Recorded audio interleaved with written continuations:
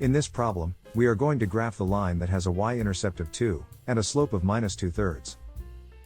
First, the line has a y-intercept of 2. This tells us that the line crosses the y-axis at the point 0, 2. So, let's plot this point in a coordinate system. And the line has a slope of minus 2/3. Now, we can rewrite this as minus 2/3. Since the slope of a line is expressed as the ratio of the rise to the run, this tells us that the line has a rise of minus 2, and a run of 3. Now, let's count the rise and run in a coordinate system, starting at the point 0, 2. Down 2 units, and then right 3 units. Then, let's draw a line through these points and put arrows on both ends of the line.